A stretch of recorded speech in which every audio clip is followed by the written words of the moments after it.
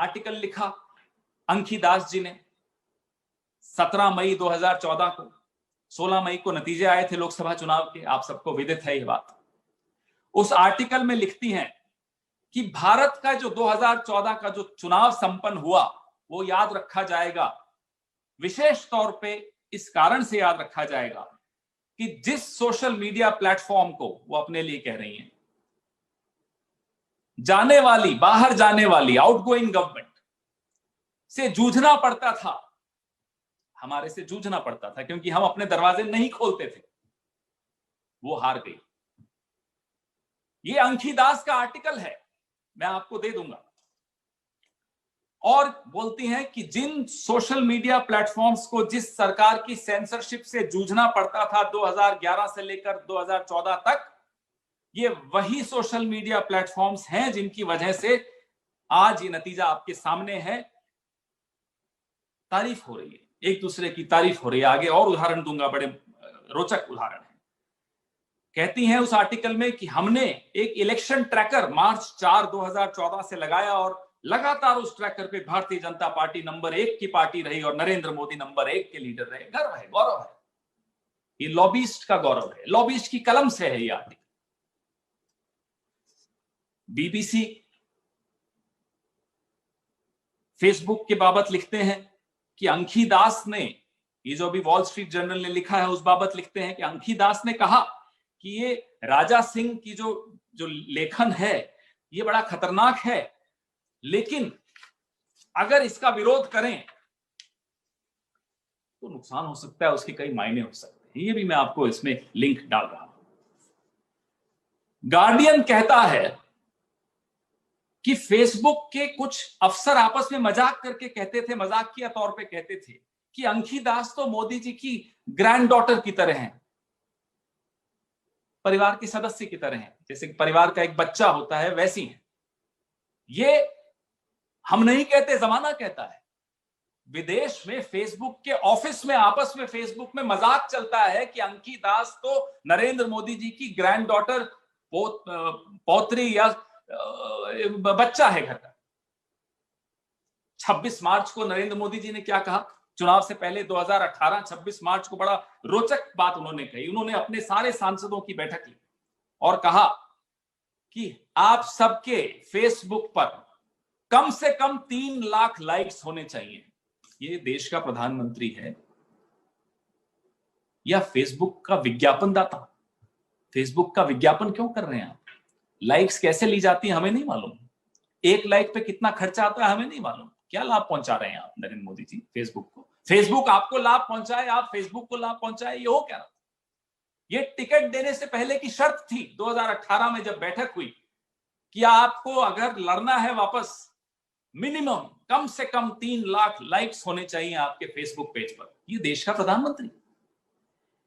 सितंबर 2018 में अमित शाह साहब मेरे राज्य में राजस्थान में सोशल मीडिया के जो वर्कर हैं भारतीय जनता पार्टी के, उनको संबोधित कर रहे थे और कहते हैं कि हमारी काबिलियत देखो, हमारी सक्षमता देखो कि हम जो चाहे वो खबर फैला सकते हैं। वो खबर कड़वी हो, मीठी हो, सच्ची हो, झूठी हो, मेरे शब्द नहीं, अमित शाह साहब के शब्द। और उदाहरण क्या देते हैं अमित शाह साहब? और हैरानी की बात है कि ये कलयुग के चाणक्य को गर्व होता है इस बात का। तथाकथित चाणक्य कहते हैं, उदाहरण देते हैं कि देखिए यूपी का चुनाव असेंबली का 2017 में जब अखिलेश यादव वहां के मुख्यमंत्री थे, तो हमारे भारतीय जनता पार्टी के एक कार्यकर्ता ने एक फेक न्यूज वायरल कर दी कि अखिलेश यादव जी ने अपने पिता पर हाथ उठाया। सुनकर अजीब लगता है, भारत की संस्कृति के विपरीत लगता है। किसी भी पार्टी की बात गलत लगती है और वो खुद मान रहे हैं कि गलत बात थी, खुद कह रहे हैं ये फेक न्यूज थी, और लेकिन गर्व से कह रहे हैं कि देखिए फेक न्यूज भी हमने फैला दी। क्यों? क्योंकि हमारे पास उत्तर प्रदेश में उस वक्त 32 लाख लोग व्हाट्सएप के ग्रुप्स में जुड़े हुए थे, इसलिए हम ये फैला पाए। ये अमित शाह पीठ थपथपा रहे हैं एक ऐसे व्यक्ति की जिसने इस तरह की ओछी बात फैलाई अपने एक राजनीतिक प्रतिद्वंदी के लिए। उसको निकाल बाहर करें पार्टी से, ऐसा नहीं किया। जब उसकी बजाय उसकी तारीफ की, अपनी तारीफ की कि देखो हम कैसे अफवाह फैलाते हैं। आपने देखा कैसे पिछले चुनाव में भारतीय जनता पार्टी को सबसे ज्यादा स्थान सोशल मीडिया पे दिया गया, कैसे उनके पेजेस और हमारे पेजेस आप तुलना करें, आपको सब सामने नजर आ जाएगा। जय शाह साहब पर एक किसी मैगजीन ने एक स्टोरी की उनके खिलाफ, उनकी तारीफ में तो क्या की होगी, खिलाफ ही की थी 2018 में। वो स्टोरी दबा दी गई फेसबुक द्वारा। फेसबुक के रिश्तों के उदाहरण एक नहीं है भारतीय जनता पार्टी के साथ जो रिश्ते हैं, अनेक उदाहरण मिलेंगे। ये उनको लाभ पहुंचाते हैं और नुकसान से बचाते हैं, वो इनको लाभ पहुंचाते हैं और नुकसान से बचाते हैं।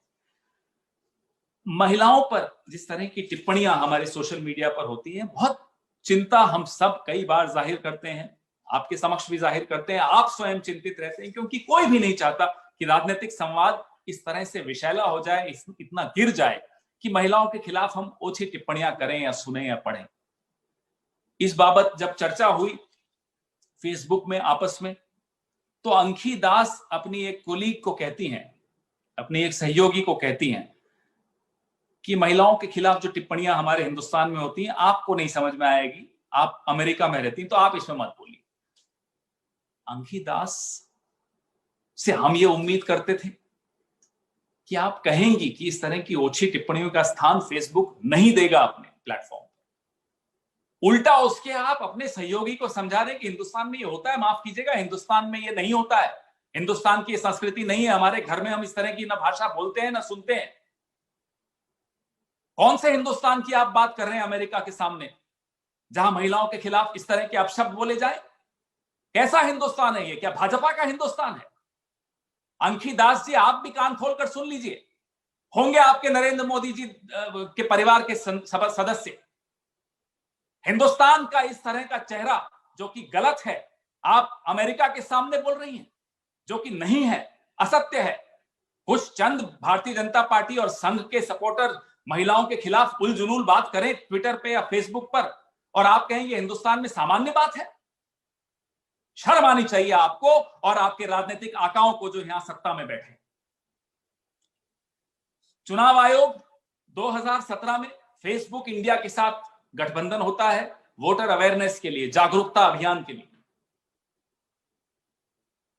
एक साल बाद मार्च 2018 में ओपी रावत साहब जो मुख्य चुनाव अधिकारी थे, वो कहते हैं कि चुनाव आयोग रिव्यू कर रहा है, पुनर्विचार कर रहा है अपने इस गठबंधन पर फेसबुक से, क्योंकि फेसबुक से इस गठबंधन में जो चुनाव की सैंक्टिटी है उसका समझौता हो रहा है।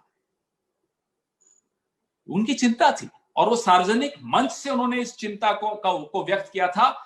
23 मार्च 2018 को सीईसी ओपी रावत ने कहा कि ये चुनाव को प्रभावित कर सकता है, डेटा ब्रीच करते हैं फेसबुक। 4 दिन बाद वही चुनाव आयोग कहता है कि हाँ, डिस्पाइट एबेरेशंस, भले फेसबुक ये कर रहा है, फिर भी ये गठबंधन जारी रहेगा, ये पार्टनरशिप चलती रहेगी। क्या दबाव था हम नहीं जानते, अब आपके सामने है सारा दबाव। मैंने आपको कई उदाहरण दिए इन दोनों के आपसी, फेसबुक और भारतीय जनता पार्टी के आपसी सामंजस्य पर, करीबी रिश्तों पर। बार बार उदाहरण आपके सामने आए, और जब भी फेसबुक से प्रश्न पूछा जाता है या उन पर कोई हमला होता है, कोई क्वेश्चन पूछा जाता है, उनके बचाव में स्वयं रविशंकर प्रसाद क्यों उतर आते हैं, ये उसका जवाब वही देंगे। अपने न पद की चिंता करते हैं वो, न कद की चिंता करते हैं, न अपने परिवार के रसूख की चिंता करते हैं। बड़ा अच्छा परिवार है उनका। चाटुकारिता में लिप्त होकर इतने गिर गए हैं रविशंकर प्रसाद, भूल जाते हैं कि भारत सरकार के मंत्री हैं, संविधान की शपथ ली है। फेसबुक को बचाने के लिए नहीं बनाया गया उनको मंत्री। उनको भी सोचना चाहिए आज रात को घर बैठकर, काम तो ज्यादा है नहीं उनके पास, दिन को भी सोच सकते हैं।